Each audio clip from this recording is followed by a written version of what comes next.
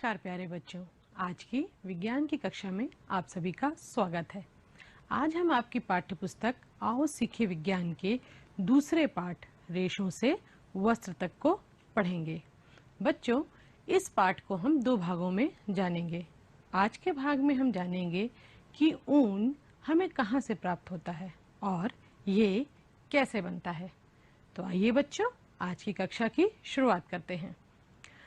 बच्चों, आप सभी जानते हैं कि हमारे जीवन की कुछ मूलभूत आवश्यकताएं होती हैं, जैसे खाने के लिए हमें भोजन की आवश्यकता होती है, या रहने के लिए हमें घर चाहिए होता है, और पहनने के लिए हमें वस्त्र चाहिए होता है। भोजन की पूर्ति पौधों और जंतुओं के द्वारा हो जाती है। रहने के लिए घर हम स्वयं निर्माण करते हैं। लेकिन पहनने के लिए जो वस्त्र हम पहनते हैं, क्या कभी आपने सोचा है ये हमें कहाँ से प्राप्त होते हैं?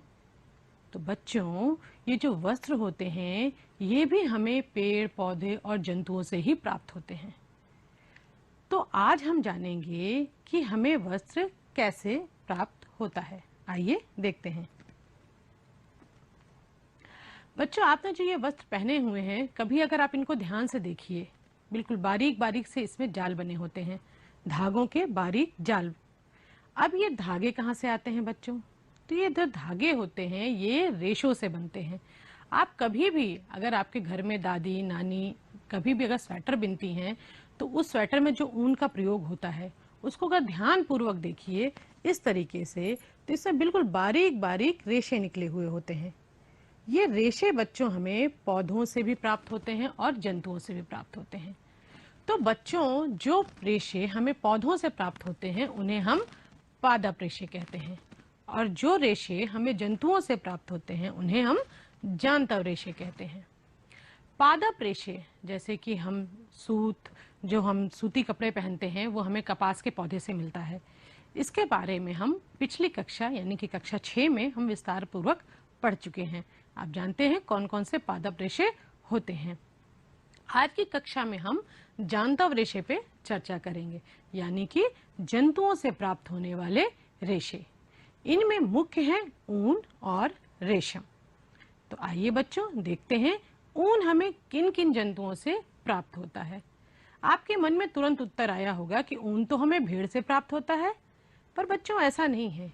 ऊन हमें सिर्फ भेड़ से नहीं प्राप्त होते हैं, अन्य और भी जंतु हैं जिनके बालों से ऊन बनते हैं। आइए देखते हैं। सबसे पहले याक को आपने शायद पिक्चरों में देखा होगा। ये पहाड़ी क्षेत्र का जानवर है।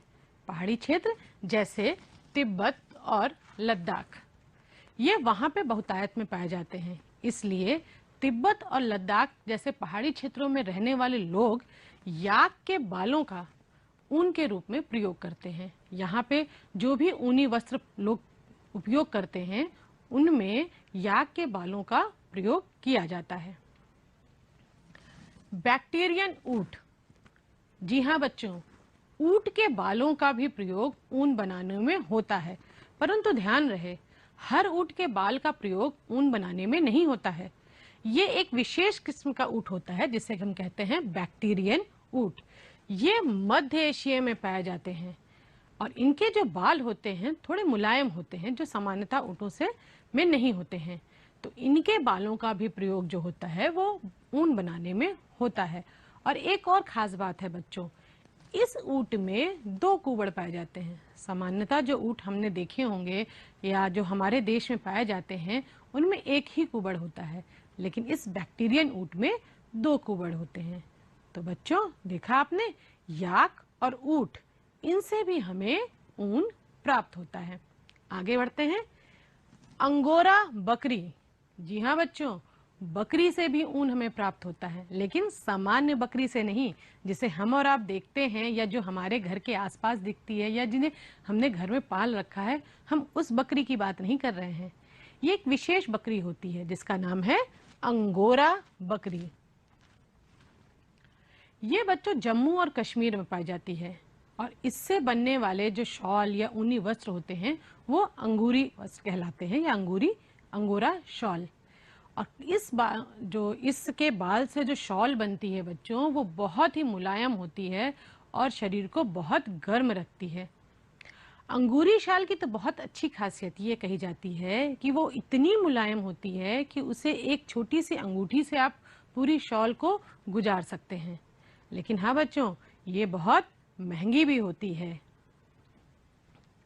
लामा और एल्पेका ये कुछ और भी जंतु हैं जिनके द्वारा हमें ऊन प्राप्त होते हैं, लेकिन ये हमारे देश के नहीं हैं, ये दक्षिण अमेरिका में पाए जाते हैं। तो भेड़ के अलावा कौन कौन से और जंतु हैं जिनके द्वारा हमें ऊन प्राप्त होते हैं? याक, ऊंट, बकरी, लामा और एल्पेका ये और भी जंतु हैं जिनके द्वारा हमें ऊन प्राप्त होता है। अब आते हैं भेड़ पे, जिसके बालों से जो ऊन बनते हैं वो सामान्यतः हम और आप प्रयोग में करते हैं। जो बाजार में स्वेटर, हमारे यहाँ जो स्वेटर उपलब्ध होते हैं वो मुख्यतः भेड़ के बालों से ही बने होते हैं। हमारे देश में कई नस्ल की भेड़ें पाई जाती हैं, जैसे कि बाखरवाल जो कि जम्मू और कश्मीर में पाई जाती हैं। इनके बालों से बनते हैं बच्चों ऊनी शॉल के लिए। जो ऊनी शॉल हम और आप प्रयोग में लाते हैं वो अधिकतर बाखरवाल नस्ल की भेड़ होती है। आप तो जानते हैं कि सभी जंतुओं को उनकी गुणवत्ता के आधार पे अलग अलग नस्ल के नाम दे दिए जाते हैं। जैसे गाय होती है, गाय को भी अलग अलग नस्ल के नाम दिए जाते हैं। उसी प्रकार भेड़ों को भी उनके ऊन की गुणवत्ता के आधार पे, उनके जो शरीर पे जो बाल पाए जाते हैं उनकी गुणवत्ता के आधार पे अलग अलग नाम दे दिए जाते हैं। पहला हमने पढ़ा भाखरवाल, दूसरी है रामपुर बुशायर। ये जो रामपुर बुशायर है ये उत्तर प्रदेश और हिमाचल प्रदेश में पाई जाती है और इसके ऊनों से क्या बनते हैं बच्चे? कंबल। जो कंबल हम और आप सर्दियों में ओढ़ते हैं वो जो बनते हैं वो रामपुर बुशायर के बालों से बनते हैं। तीसरी है नाली, ये मुख्यतः राजस्थान, पंजाब और हरियाणा में पाई जाती है और इससे गलीचे बनाए जाते हैं। लोही, लोही राजस्थान और पंजाब में पाई जाती है और इससे विभिन्न प्रकार के ऊनी वस्त्र तैयार किए जाते हैं। मारवाड़ी, मारवाड़ी जो नस्ल की भेड़ होती है बच्चों ये गुजरात में पाई जाती है और इससे मोटी व रूक्ष ऊन कंबल के लिए प्रयोग किया जाता है। पाटनवाड़, ये गुजरात की में पाई जाती हैं और इनसे विभिन्न प्रकार के होजरी वस्त्र तैयार किए जाते हैं। हमारे देश में जहां सबसे ज्यादा भेड़ पाई जाती है वो है राजस्थान। पहले नंबर पे राजस्थान है जहां पे भेड़ पालन बहुतायत में किया जाता है। उसके बाद पंजाब और फिर हमारा प्रदेश यानी कि उत्तर प्रदेश आता है जहां पे भेड़ पालन बहुतायत में किया जाता है। ये तो बच्चों हमने जाना कि हमारे देश में किन किन नस्लों की भेड़ पाई जाती है और उनसे पाए जाने वाले बालों का प्रयोग किन किन प्रकार के ऊनी वस्त्रों में किया जाता है। आइए जानते हैं कि भेड़ का पालन और प्रजनन किस प्रकार किया जाता है। उससे पहले हम जानते हैं कि भेड़ के बालों पे जो बाल होते हैं वो कितने प्रकार के होते हैं। आपने देखा होगा कि आपके शरीर पर भी जो बाल होते हैं वो अलग अलग किस्म के होते हैं। कहीं बहुत मुलायम होते हैं, कहीं बहुत रूखे होते हैं। जैसे दाढ़ी की या त्वचा पे थोड़े से रूखे बाल होते हैं और जो आपके शरीर पे रोए होते हैं, महीन रोए होते हैं, वो मुलायम होते हैं। उसी प्रकार भेड़ के शरीर पर भी दो प्रकार के बाल पाए जाते हैं। पहला दाढ़ी के रूखे बाल, जिनका प्रयोग हम ऊनी वस्त्र बनाने में नहीं करते हैं, और दूसरा त्वचा के निकट अव्यवस्थित तंतु रूपी मुलायम बाल। और बच्चों इन्हीं बालों का प्रयोग ऊन बनाने में होता है। कुछ भेड़ें तो ऐसी होती हैं कि जिनके पूरे शरीर पे बहुत ही मुलायम बाल पाए जाते हैं और ऐसी भेड़ों को दूसरी भेड़ों को जन्म देने के लिए प्रयोग किया जाता है। भेड़ पालन और प्रजनन। अगर हमें भेड़ों से ऊन चाहिए तो सबसे पहला काम हमें क्या करना होगा? भेड़ों को पालना होगा। तो भेड़ों को पालने के लिए भेड़ों के लिए क्या आवश्यक है यह जानना भी जरूरी है। सबसे पहली बात कि भेड़ एक शाकाहारी जंतु है। शाकाहारी जंतु यानी कि वो जो अपना जीवन या जो अपने भोजन के लिए पेड़ पौधों पर निर्भर होते हैं।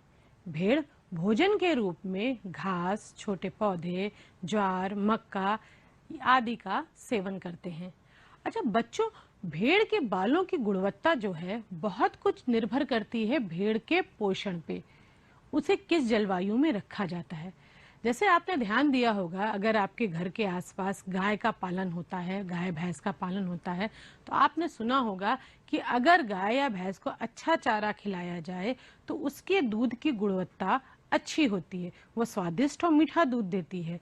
उसी प्रकार भेड़ पालन में भी अगर हम भेड़ के पोषण का ध्यान दें तो भेड़ के बालों की गुणवत्ता अच्छी होगी। विश्व में भेड़ पालन में भारत का स्थान तीसरा है। हमारे देश में भी भेड़ पालन बहुतायत से होता है और विश्व के समस्त देशों में हमारा जो स्थान है वो तीसरा है। न्यूजीलैंड की मेरिनो भेड़ का ऊन गुणवत्ता की दृष्टि में सबसे अच्छा होता है।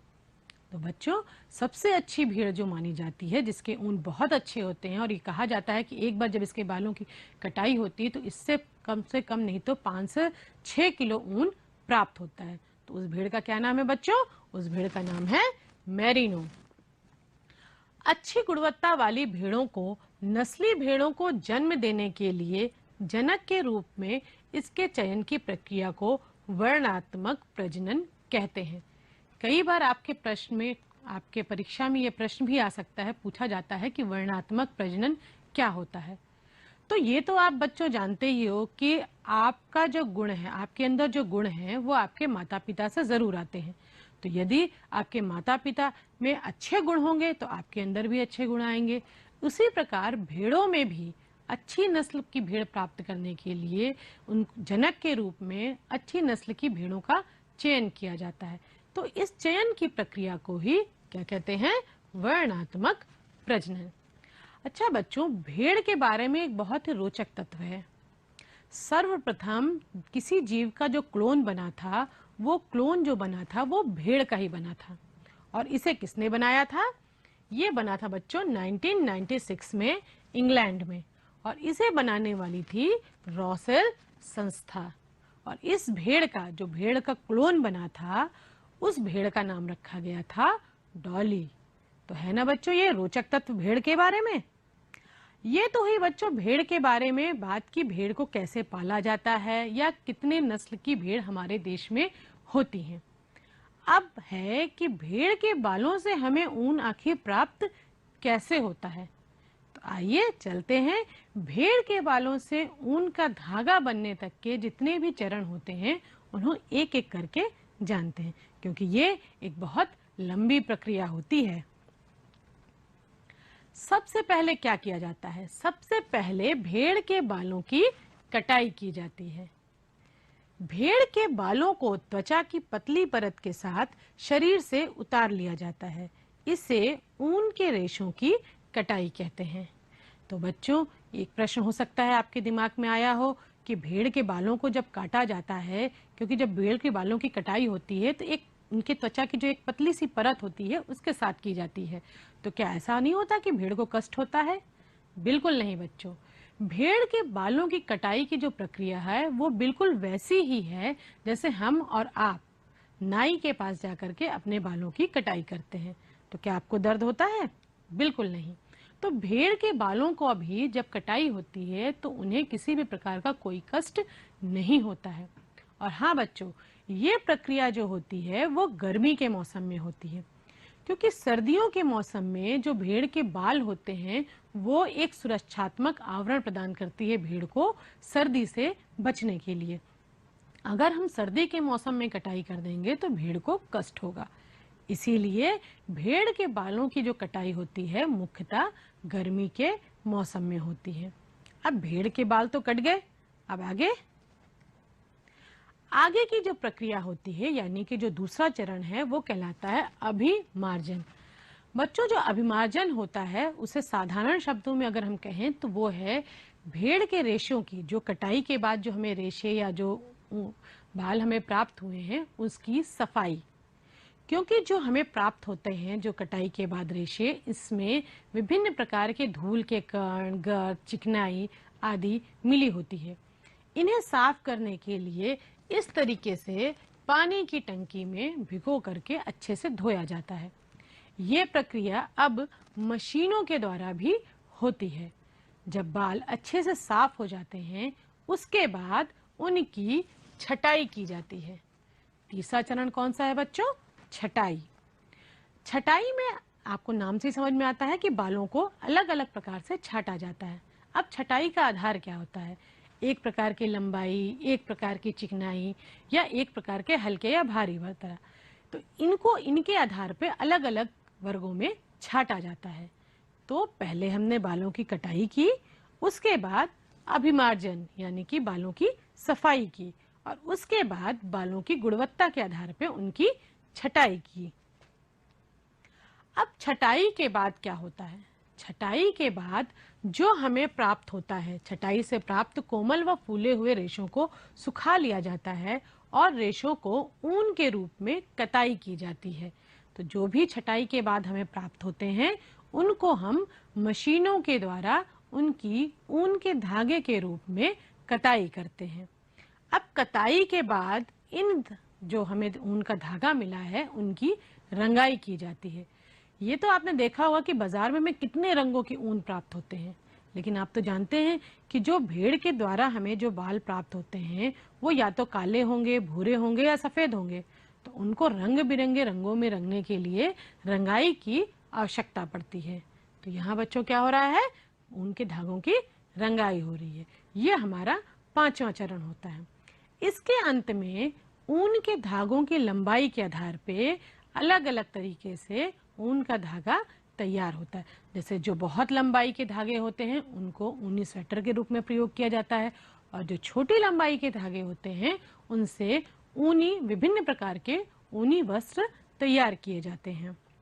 तो बच्चों, देखा आपने ऊन का धागा कैसे तैयार होता है। आइए एक मॉडल के जरिए से इस पूरी प्रक्रिया को एक बार फिर से समझते हैं। तो बच्चों, ये है एक भेड़ पालन केंद्र।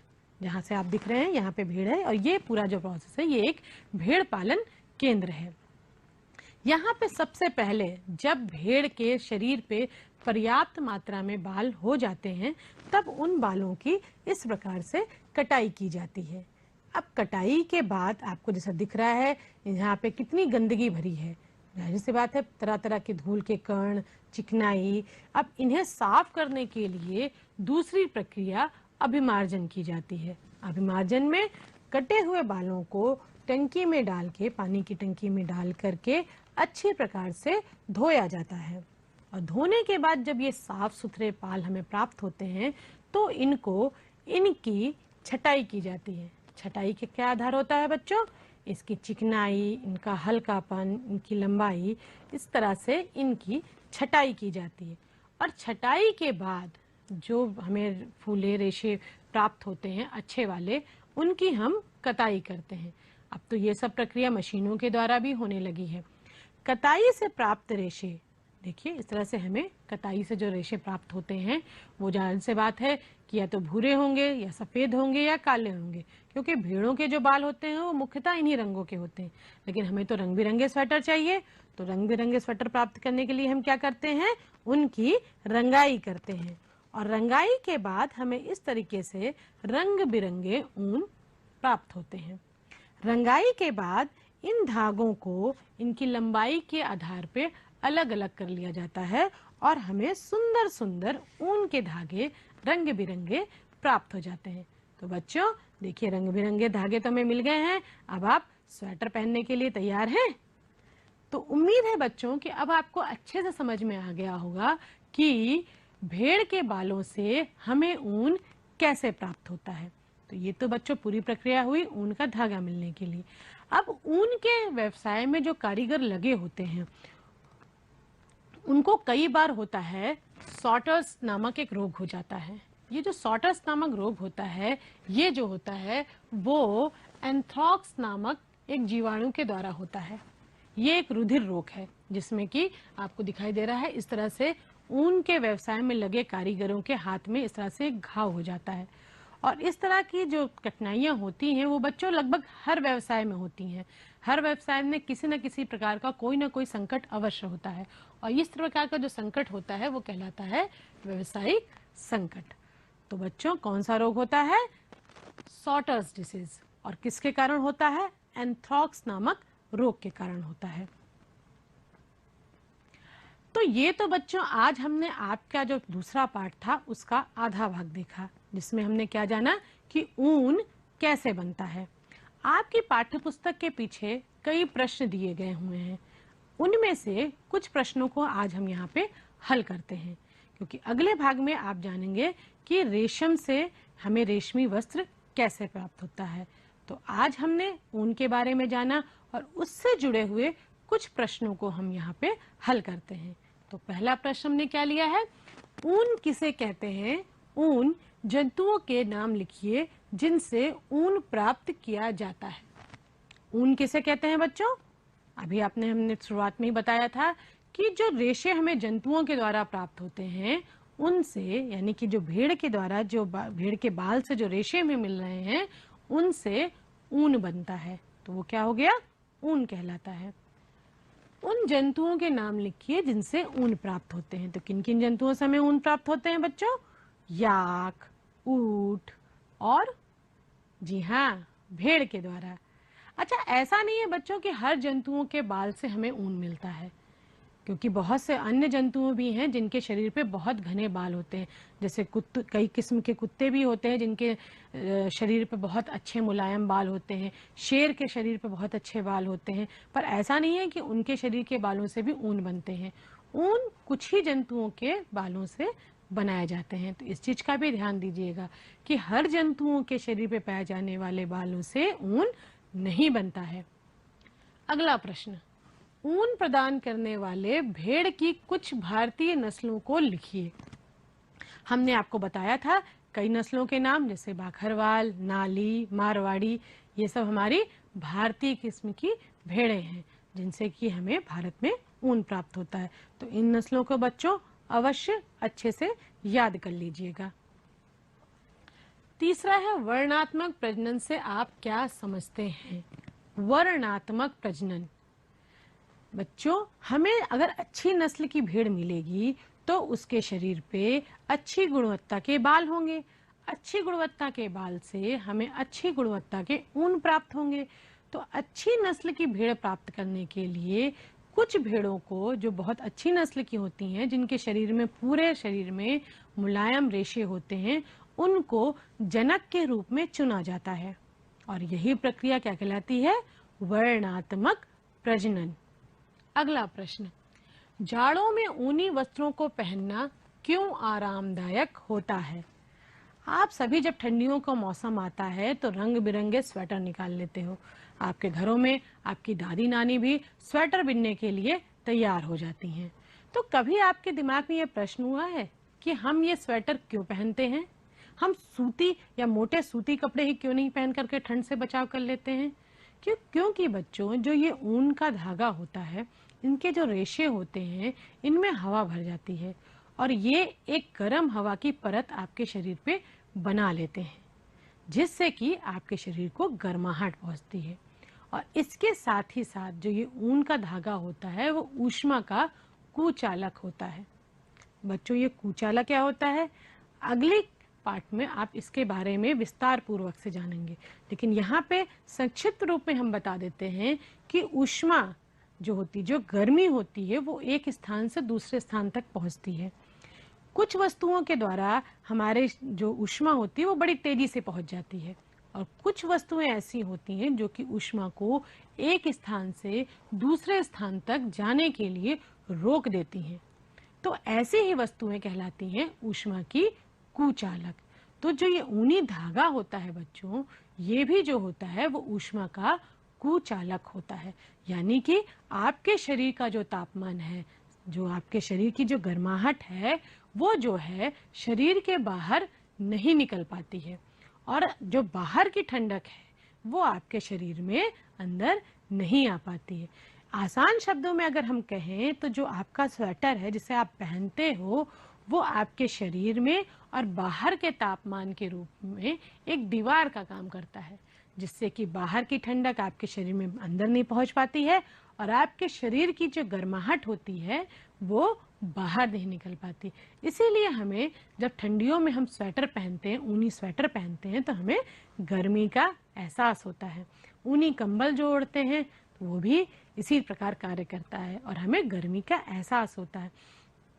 बच्चों, आजकल बाजार में तो बहुत से कृत्रिम रेशे भी उपलब्ध हैं, जिनके द्वारा स्वेटर बन रहे हैं, कंबल बन रहे हैं और उनका प्रयोग भी हम बहुतायत में कर रहे हैं। लेकिन जो गर्माहट, जो ऊष्मा हमें इन जानवरों के द्वारा जो प्राप्त होते हैं रेशे, उनसे प्राप्त होती है, वो कृत्रिम प्रकार के रेशों से नहीं प्राप्त होती है। तो ये तो यहाँ पे हमने कुछ प्रश्नों को हल किया। आपके पाठ्य पुस्तक में आपके पाठ के पीछे अन्य और भी प्रश्न दिए गए हैं, जिन्हें आप अपने पाठ को जब अच्छे से पढ़ेंगे तो आप स्वयं हल करने में सक्षम होंगे। तो बच्चों, इसी के साथ आज की कक्षा हम समाप्त करते हैं। लेकिन आज की कक्षा समाप्त करने से पहले हम आज का सुविचार जान लेते हैं। और बच्चों, आज का हमारा सुविचार है, जीव जंतु हमारे मित्र हैं। जैसे कि अभी आपने आज की पूरी कक्षा में जाना कि भेड़ हमारे लिए कितनी उपयोगी है। आप कल्पना कीजिए कि अगर ठंड के मौसम में हमें स्वेटर ना मिले, हमें ऊनी कंबल ना मिले, तो क्या हम रह सकते हैं? नहीं। तो एक भेड़, एक जंतु हमारे लिए कितना उपयोगी होता है। इसी प्रकार अन्य और भी जंतु हैं, जैसे गाय, वो भी हमारे लिए बहुत उपयोगी है। हर जंतु, चाहे वो छोटा हो चाहे वह बड़ा हो, उसकी हमारे जीवन में किसी न किसी रूप में कोई ना कोई उपयोगिता अवश्य होता है। तो इसलिए बच्चों, जितने भी जीव जंतु हैं, उनसे हमारा जो बर्ताव है वो मित्रता पूर्वक होना चाहिए। देखिए, मनुष्य तभी बनेगा महान जब मन में रखेगा जीवों के लिए सम्मान। तो बच्चों, अगर हमें महान बनना है तो हमारे आसपास जो भी जीव जंतु उपस्थित हैं, उनके प्रति भी हमें अच्छा व्यवहार करना होगा। तो बच्चों, इसी के साथ